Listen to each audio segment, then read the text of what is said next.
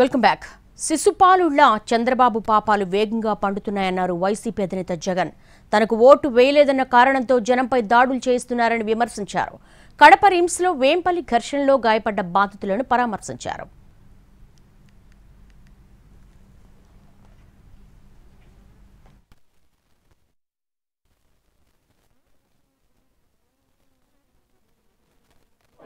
అని రాష్ట్ర వ్యాప్తంగా ఇదే చేయిస్తా ఉన్నారు. దగ్గరుండి ఏం సాధిస్తారు దీనివల్ల? మీరు వేసే ఈ బీజం చేసే ఈ చెడు సాంప్రదాయం రేపొద్దున మళ్ళీ తెలుగుదేశం పార్టీ కార్యకర్తలకి చుట్టుకుంటుంది. చంద్రబాబు నాయుడు అనుకుంటా ఉన్నాడు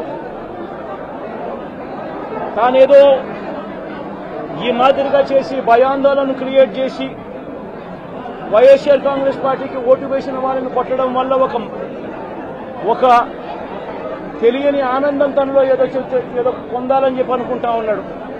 రాష్ట్ర వ్యాప్తంగా ఒక భయాన్ని క్రియేట్ చేయాలని ప్రయత్నం చేస్తా ఉన్నాడు. కానీ నేను చంద్రబాబు నాయుడు గారికి మరొక్కసారి కూడా చెప్తా ఉన్నా, ఒక చెడు సాంప్రదాయానికి నాంది పలుకుతా ఉన్నారు. దయచేసి ఆపండి. ఆపకపోతే మాత్రం ఎల్లకాలం మీరే అధికారంలో ఉండరు.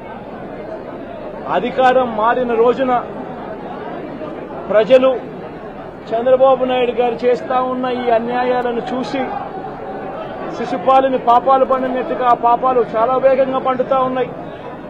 అధికారం మారిన రోజున తాను చేస్తా ఉన్న ఈ చెడు సాంప్రదాయం తనకే చుట్టుకుంటుంది.